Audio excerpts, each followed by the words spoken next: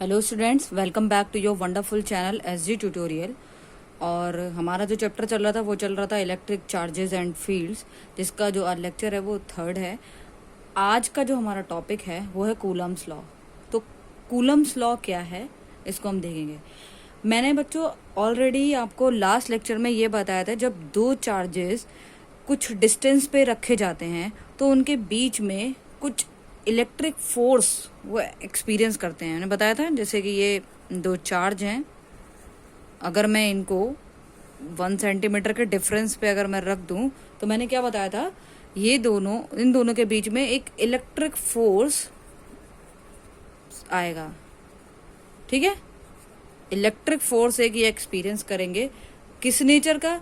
May be attract करें और may be ये रिपेल करें। रिपेल किस केस में करेंगे? रिपेल करेंगे जब ये दोनों सेम चार्जेस होंगे, और जब डिफरेंट अनलाइक चार्जेस होंगे तो ये क्या हो जाएगा, ये अट्रैक्ट करेंगे।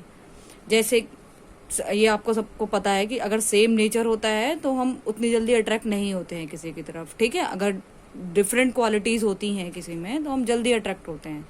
ठीक है, ये बात समझ में आ गई। तो इसको अब ये कितना इलेक्ट्रिक फोर्स लगेगा इसको कैलकुलेट कर सकते हैं हम ये कूलम्स लॉ के थ्रू। ठीक है, कूलम्स लॉ के थ्रू हम इसको इस इलेक्ट्रिक फोर्स की जो अमाउंट है उसको हम कैलकुलेट कर सकते हैं, किसी भी दो चार्ज के बीच में कितना फोर्स लग रहा है। तो सबसे पहले तो हम कूलम्स लॉ लिख लेते हैं, है क्या। ठीक है, सी कूलम्स लॉ क्या है? It is directly proportional to the product of magnitude of two charges and inversely proportional to the square of the distance between two charges। अब इसको लिखेंगे कैसे? देखो, इसने क्या बोला, फोर्स जिसको हमें फाइंड आउट करना है, इस इलेक्ट्रिक फोर्स को, जो अट्रैक्टिव फोर्स, रिपल्सिव फोर्स, इनको हमें अगर क्वांटिफाई करना, वो कितना होगा? वो डायरेक्टली प्रोपोर्शनल होगा किसके? Product of magnitude of two charges. यहाँ पर सपोज करो ये मेरा एक चार्ज है Q1 और ये वाला हमारा जो चार्ज है वो है Q2। तो इनके जो चार्ज Q1 एंड Q2 मैंने लिख लिया। ठीक है, प्रोडक्ट हो गया इसका। And inversely proportional means divide कर दिया, inversely proportional by the square किसका? चार्जेस के बीच का जो डिस्टेंस है मैंने कंसिडर कर लिया, इसको एज्यूम कर लिया R। ठीक है, तो मैं क्या लिख दूं इसको? R स्क्वायर बोला गया है, तो ये हो जाएगा F is directly proportional to Q1 Q2 upon R square. इतना समझ में आ गया। अब जब भी हम ये प्रोपोर्शनैलिटी का अगर मुझे साइन हटाना है तो क्या आएगा? एक कांस्टेंट आ जाएगा, K आ गया, Q1 Q2 upon R square. अब इस प्रोपोर्शनैलिटी जो कांस्टेंट होता है, इसकी वैल्यू क्या होगी? इसके पहले तो हम ये लिख लें, इसको हम इस तरीके, इसको ऐसे लिखते हैं, जब एक्सपेरिमेंट किया उसके थ्रू इसकी वैल्यू इसके अराउंड आ रही है। F is equal to 1/4 pi epsilon naught Q1 Q2 upon R square. ये तो हो गया आपका कूलम्स लॉ का फॉर्मूला, जिसके थ्रू आप दो चार्जेस के बीच का फोर्स फाइंड आउट कर सकते हैं। अब बात करते हैं, ये जो 1/4 पाई एप्सिलॉन नॉट है, इसकी वैल्यू क्या होगी? इसकी वैल्यू होती है 9 × 10⁹ Q1 Q2 upon R square. तो यूनिट क्या होगी इसकी? यूनिट क्या लिखोगे इसकी? इसकी क्या होगी? न्यूटन ही होगी, कुछ डिफरेंट नहीं होगी। फोर्स की जो यूनिट होती है वो न्यूटन ही होती है। अब हम बात करते हैं ये एप्सिलॉन नॉट क्या है। ये जो एप्सिलॉन नॉट क्या है, ये है एप्सिलॉन नॉट क्या है? परमिटिविटी। एप्सिलॉन नॉट इसको क्या बोलेंगे? Permittivity of free space. Permittivity of free space इसकी। ठीक है, फ्री स्पेस, इसकी यूनिट क्या होती है? इसकी यूनिट क्या होगी निकालनी है आपको, खुद से ट्राई करना। नहीं आती है तो भाई मेरे को कमेंट कर सकते हो कि कैसे निकालनी है, तो मैं आपको बता दूंगी। कूलम स्क्वायर पर न्यूटन × मीटर स्क्वायर। ठीक है, इसकी जो यूनिट है वो ये है। तो अल्टीमेटली आपको फॉर्मूला कौन सा याद रखना है, F is equal to 9 into 10⁻9 Q1 Q2 upon R square. बस इसको रट लो अच्छे से, इस पे बहुत सारे क्वेश्चन आते हैं। ठीक है, तो चलिए इस पे कुछ क्वेश्चंस करते हैं। तो सबसे पहला क्वेश्चन है हमारा, व्हाट इज द फोर्स, बहुत ही सिंपल क्वेश्चन है, what is the force between two small charged sphere having charge of 2 into 10⁻⁷ coulomb and 3 into 10⁻⁷ placed 30 centimetre apart in air. Air में रखा गया है किसको, दो चार्जेस को। ये मेरे दो चार्जेस हैं स्फीयर में, अब इन पे चार्ज है। ठीक है, ये मैंने पहले तो कंसिडर कर लिया इसको Q1 Q2 एज यूजुअल, और इनको कितने डिस्टेंस पर रखा गया है, 30 सेंटीमीटर के डिस्टेंस पर रखा गया है। ठीक है, अब मैंने फॉर्मूला क्या बताया था आपको, F क्या है, कुछ मत सोचो, दिमाग मत लगाओ, अभी यहाँ पर बिल्कुल ऐसे ही लिख दो, 9 into 10⁻9 Q1 Q2 upon R square.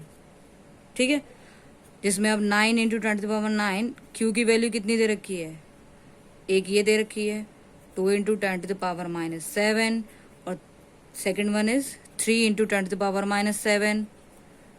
R square कितना, 30 सेंटीमीटर, 30 सेंटीमीटर लिखूंगी, मीटर में कन्वर्ट करो क्योंकि न्यूटन में लिखते हैं ना यूनिट इसकी। तो टोटल हमें ये क्या हो जाएगा, 0.3 का होल स्क्वायर। इतना बस समझ में आ गया, सॉल्व करो, क्या हो जाएगा 9 इंटू 10⁻9, ये क्या हो जाएगा 3 2 6, 10⁻7 7 माइनस का 14, ये कितना हो जाएगा 0.09। ठीक है, पॉइंट हटाया, यहाँ पर 10⁻2 0 कर दिए, 9 से 9 कैंसिल, 6, ये कितना हो जाएगा 14 हो गया, 9 10 11, 10⁻³ न्यूटन है। सिंपल सा क्वेश्चन। तो इन दोनों चार्जेस के बीच में कैसा क्या है, अब ये फोर्स कौन सा लग रहा है, ये ध्यान दिया आपने, रिपल्सिव होगा या अट्रैक्शन का होगा। तो ऑब्वियसली साइन दिया नहीं है, नेगेटिव साइन दिया नहीं, तो हम इसको क्या कंसिडर करके चलेंगे, पॉजिटिव साइन करके कंसिडर करेंगे। तो ये भी प्लस का है, ये भी प्लस का है, तो इन दोनों के बीच में कैसा फोर्स लग रहा होगा, रिपल्शन का। किस डायरेक्शन में, ये इस फोर्स को, इस चार्ज को इधर धक्का दे रहा होगा और ये इसको इधर धक्का दे रहा होगा। ठीक है, Q2 की वजह से, ये ध्यान दो, Q2 की वजह से Q1 पर ये लग रहा होगा। ठीक है, इस डायरेक्शन में, ये इस डायरेक्शन में, और Q1 की वजह से Q2 पर इस डायरेक्शन में। ठीक है, चलो फिर नेक्स्ट क्वेश्चन देखते हैं। फिर अब सेकंड क्वेश्चन क्या है, चार्जेस दे रखे हैं हमें, 3 चार्ज दे दिए। एक तो ये 5 इंटू 10⁻⁷ माइनस, इस बार दे दिया हमें नया, -2.5 इंटू 10⁻⁷, 1 इंटू 10⁻⁷, ये भी प्लस का है।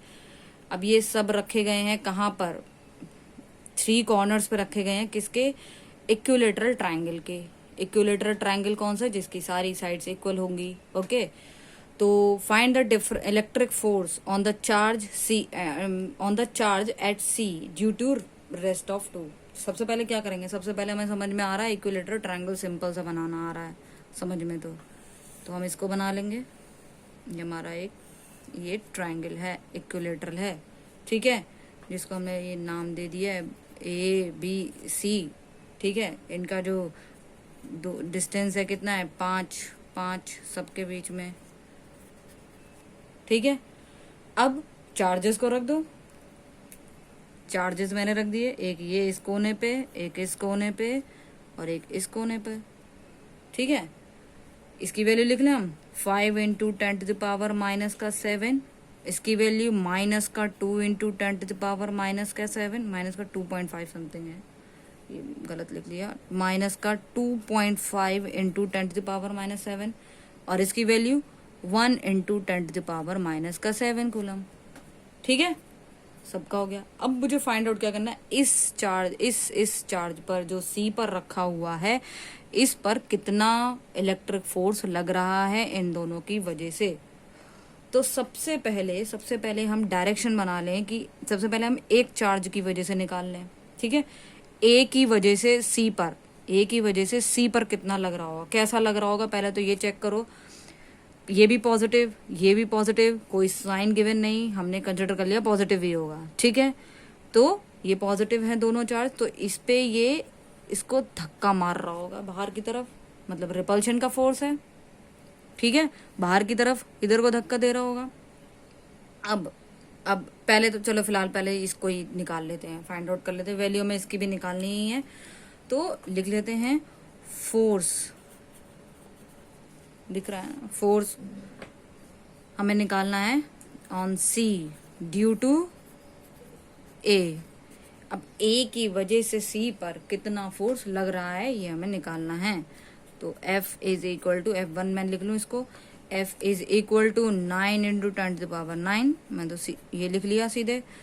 वैल्यू लिख लो चार्ज की 5 इंटू 10⁻⁻7 और इसकी 1 इंटू 10⁻⁻7 डिवाइडेड बाय कितना, सेंटीमीटर है, ध्यान देना है, मीटर में कन्वर्ट करके लिखना है, ठीक है। इसका स्क्वायर, इसको सॉल्व करो, क्या हो जाएगा 9 इंटू 10⁻9, ये हो जाएगा 5 इंटू 10⁻⁻14, ये हो जाएगा आपका 25, इधर 10⁻4, इसको सॉल्व कर लेंगे 25, तो ये कितना हो जाएगा, ये आ जाएगा 0.18 न्यूटन।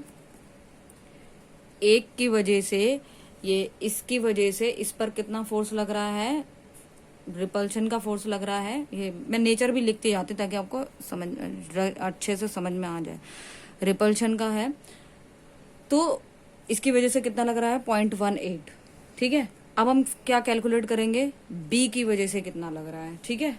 तो पहले चेक कर लो बी कैसा, ये कैसा गिवन है नेगेटिव और ये कैसा गिवन है पॉजिटिव, तो इन दोनों के बीच में कैसा, ये अनलाइक चार्जेस हैं, इन दोनों के बीच में कौन सा फोर्स होगा, नेचर क्या होगा, अट्रैक्टिव नेचर।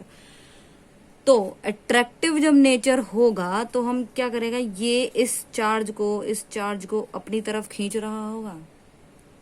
ये अपनी तरफ ही क्यों खींच रहा होगा, ये भी तो हो सकता है कि इसको ये खींच ले, लेकिन हम ध्यान देंगे मैग्नीट्यूड किसका ज्यादा है, नेगेटिव वाले का ज्यादा मैग्नीट्यूड है, तो इसमें ज्यादा दम है, तो ये इसको खींच लेगा अपनी तरफ, ठीक है, ये अपनी तरफ खींच रहा है, ठीक है। तो क्या हो जाएगा, ये अट्रैक्ट करेगा इस चार्ज को इस डायरेक्शन में, ठीक है। तो ये इस डायरेक्शन में अट्रैक्ट करे, तो सबसे पहले हम इन दोनों की वैल्यू निकाल लेंगे दूसरे पेज पे। Force on C due to B, ठीक है, इसको हमने दे दिया F2 9 इंटू 10⁻9। अब क्या थे चार्ज 9 इंटू ये बी की वैल्यू माइनस का 2.5, इसमें हमें लिखने की जरूरत नहीं है इसका कि माइनस का 2.5 है, ठीक है। 10⁻⁻7 इंटू सी की वैल्यू 1 इंटू 10⁻⁻7 डिवाइडेड बाय कितना, सेम डिस्टेंस था तो क्या 5.05 का होल स्क्वायर, ठीक है। इसको जब आप सॉल्व कर लेंगे तो इसकी वैल्यू आएगी आपकी 0.09 न्यूटन, ठीक है। ये F2 आ गया।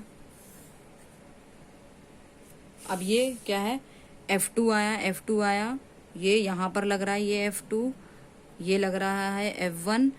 अब कैसे करेंगे, अब ऐसा तो है नहीं, अब ये क्या कर रहा है, ये एक इस डायरेक्शन में खींच रहा है, एक इस डायरेक्शन में खींच रहा है, तो चार्ज किधर जाएगा, ये चार्ज कहीं इस डायरेक्शन में जाएगा, ठीक है। ये रिजल्टेंट अब जब दो, आपने ना क्या नाम है 11th क्लास में पढ़ा होगा, जब दो रिजल्टेंट फोर्स लग रहे होते तो जब दो एक पॉइंट पर दो फोर्स लग रहे हैं अलग अलग डायरेक्शन पे, तो हम उसका रिजल्टेंट फाइंड आउट करते हैं। तो हमें क्या करना है, अभी इस रिजल्टेंट को फाइंड आउट करना है, तो करते हैं। रिजल्टेंट का फॉर्मूला क्या था, क्या होता है, पढ़ा होगा आपने 11th क्लास में वेक्टर एनालिसिस में, F1 का स्क्वायर F2 का square plus 2F1 F2 cos theta, ऐसे ही कुछ पढ़ा। अब यहाँ पर एक बार बताओ, यहाँ पर थीटा कहाँ है, गिवन है क्या, अरे ऑलरेडी पता है, इक्विलेटरल जब ट्रायंगल है तो कितना होगा एंगल, इनका 60, इनका 60, इसका 60, तो ये कितना बचा 120, तो हमें ये भी मिल गया 120 मिल गया। तो हम इसके थ्रू क्या कर सकते हैं, अब फाइंड आउट कर सकते हैं इक्विलेटर रिजल्टेंट फोर्स को। तो वैल्यू पुट कर दो, इसकी क्या हो जाएगी 0.18 का होल स्क्वायर प्लस 0.09 का होल स्क्वायर प्लस 2 इंटू 0.18, ठीक है। तो 0.18 ये इतना लिख लिया मैंने, cos 120। इसको आप सॉल्व करेंगे तो इसकी वैल्यू आ जाएगी आपकी 0.16 न्यूटन। ये आपका आ गया रिजल्टेंट फोर्स, ठीक है। तो आपने क्या देखा, इसका जो ये जो किस फोर्स, ये इतना टोटल फोर्स कितना लग रहा है इस पे 0.16, तो ये इसका आंसर हो जाएगा 0.16 न्यूटन। अगर मैं बात करूं डायरेक्शन, किस डायरेक्शन में लग रहा होगा, तो ये आप फाइंड आउट कर लेंगे। क्वेश्चन में पूछा नहीं गया है लेकिन इजीली आप फाइंड आउट कर सकते हैं। वो वाला फॉर्मूला आपने देखा होगा, टेन थीटा क्या हो जाएगा F1 साइन 120 दोनों के बीच में plus F1 plus F2, sorry क्या हो जाएगा F2 प्लस F1 cos 120 लगेगा इस पे, ठीक है। तो जब वैल्यू आप पुट करेंगे इसका आ जाएगा आपको 90 डिग्री समथिंग मिलेगा, पता है, तो ये आ जाएगा 90 डिग्री, ठीक है। तो क्या मिल जाएगा हमें, इन दोनों के बीच का जो डायरेक्शन है वो हो जाएगा 90 डिग्री। तो 90 डिग्री की डायरेक्शन पर ये चार्ज को इस डायरेक्शन में खींचेगा, ठीक है। फिर चलते हैं, देखते हैं फिर थर्ड क्वेश्चन, ठीक है बच्चों। एक तो ये मेरे पास ये थर्ड क्वेश्चन है, 2 पार्टिकल्स हमें दे रखे हैं, ठीक है, जिन पर चार्ज ये है, जिनको कुछ डिस्टेंस पर रख दिया गया है। अब हमें एक चार्ज प्लेस करना है इन दोनों चार्जेस के बीच में, जिससे कि जो दोनों के बीच में जो फोर्स है वो ना लगे, ठीक है। एक तो ये क्वेश्चन है और ये आपके 2 क्वेश्चन है, ठीक है। ये 3 क्वेश्चन है जो आपको होमवर्क में करने हैं। अगर नहीं आते हैं तो आप मेरे को बता सकते हैं, अदरवाइज मैं कल सॉल्व करवाऊंगी, ठीक है। अभी इसमें नहीं करा रही क्योंकि वीडियो बहुत ज़्यादा बड़ा हो जाएगा, ठीक है। तो चलिए फिर मिलते हैं नेक्स्ट वीडियो पे, तब तक के लिए बाय बाय, टेक केयर। और बच्चों प्लीज़ लाइक, सब्सक्राइब और शेयर ज़रूर कीजिए, ठीक है। चलिए थैंक यू, बाय बाय। और हाँ, इसका जो PDF है, इस जो क्वेश्चन जो आपको सॉल्व करने हैं, इसका जो PDF है आपको डिस्क्रिप्शन बॉक्स में मिल जाएगा, ठीक है। ठीक है, थैंक यू।